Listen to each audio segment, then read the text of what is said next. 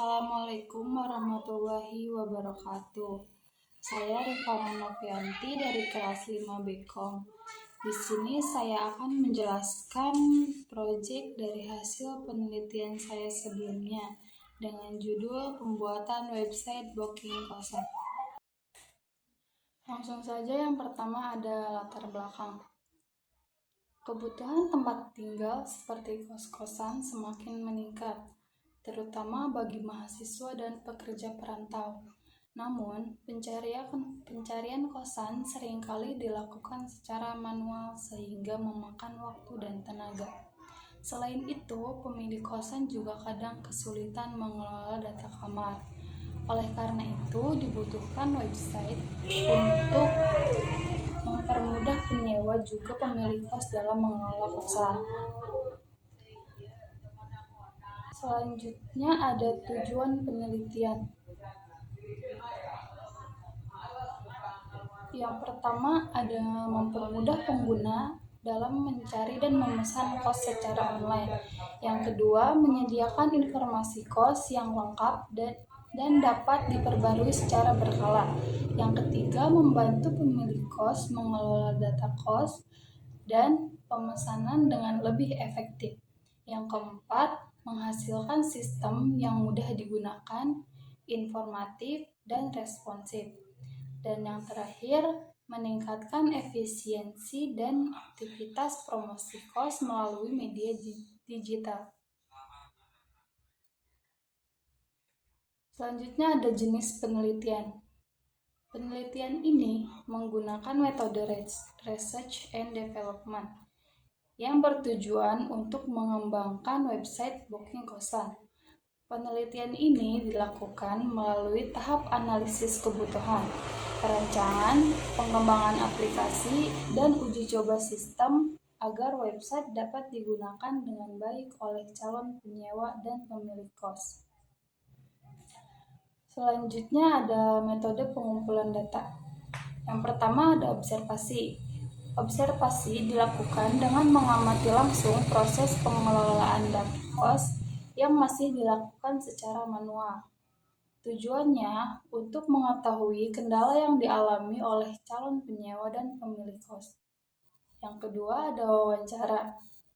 Wawancara dilakukan dengan pemilik kos untuk mengetahui kebutuhan, kendala, serta harapan mereka ke depannya terhadap sistem ini. Hasil wawancara digunakan sebagai bahan dalam perancangan website booking kosan ini. Selanjutnya ada perangkat keras yang digunakan. Pertama ada laptop atau komputer, digunakan oleh admin atau pemilik kos untuk mengelola data kos.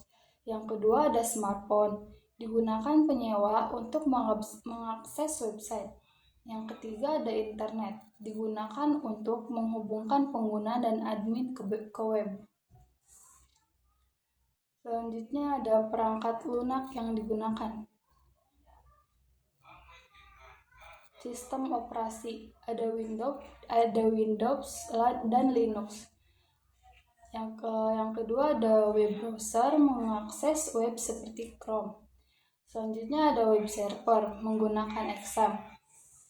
Lalu ada bahasa pemrograman menggunakan PHP, database menggunakan MySQL untuk menyimpan data. Dan yang terakhir ada text editor, digunakan untuk menulis kode program. Selanjutnya penggunaan aplikasi. Yang pertama ada fitur login. Dalam aplikasi ini tersedia fitur login untuk user dan admin, berfungsi untuk mengatur akses pengguna ke dalam aplikasi. Pengguna dan admin dapat masuk ke sistem sesuai dengan hak akses masing-masing. Lalu ada dashboard. Setelah berhasil login pada halaman ini, pengguna dapat melihat dan mengelola aktivitasnya, seperti melihat daftar kos yang tersedia, memeriksa detail kos, serta melihat status pemesanan yang dilakukan, menunggu diterima atau ditolak. Di sini ada fitur tambah kos. Fitur ini digunakan oleh admin untuk menambahkan data kos ke dalam sistem. Melalui fitur ini, admin dapat memasukkan informasi kos, nama kos, alamat, harga, fasilitas, dan jumlah kamar. Data yang telah diinput akan disimpan ke dalam sistem dan ditampilkan kepada pengguna. Untuk menjalankan fitur ini, admin atau pemilik kos harus login terlebih dahulu ke dalam sistem. Setelah login, admin masuk ke halaman dashboard dan memilih menu tambah kos. Pada halaman tersebut, admin mengisi data kos seperti nama kos, alamat, harga, fasilitas, jumlah kamar, dan bisa juga mengunggah foto kos. Setelah semua data diisi dengan benar, data akan tersimpan dan dilihat oleh pengguna pada halaman pencarian kos. Selanjutnya ada data pengguna. Data pengguna diinput untuk menyimpan informasi akun seperti nama, email, paspor, dan nomor telepon agar pengguna dapat melakukan login pemesanan kos. Data kos berisi informasi utama tentang kos seperti nama kos, alamat, harga, dan fasilitas, sehingga pengguna dapat melihat detail kos yang tersedia. Data kamar digunakan untuk mengetahui tipe kamar dan ketersediaannya. Data booking diinput untuk mencatat proses pemesanan kos yang dilakukan oleh pengguna. Selain itu, pembayaran diinput sebagai bukti bahwa pengguna telah melakukan pembayaran atas kos yang dipesan. Selanjutnya, metode uji coba aplikasi. Yang pertama, uji fungsional. Menguji fungsi aplikasi seperti login, pencarian kos, booking, dan pembayaran untuk memastikan semua fitur berjalan dengan baik. 2. Uji tampilan. Menguji tampilan website agar mudah digunakan dan nyaman dilihat oleh pengguna. Yang ketiga ada uji input data. Menguji apakah data yang dimasukkan pengguna dapat disimpan dan ditampilkan dengan benar. Yang keempat ada uji hak akses. Menguji perbedaan hak akses antara admin dan pengguna agar tidak terjadi kesalahan pengguna. Yang kelima ada uji coba pengguna. Melibatkan pengguna untuk mencoba aplikasi dan memberikan masukan terhadap sistem.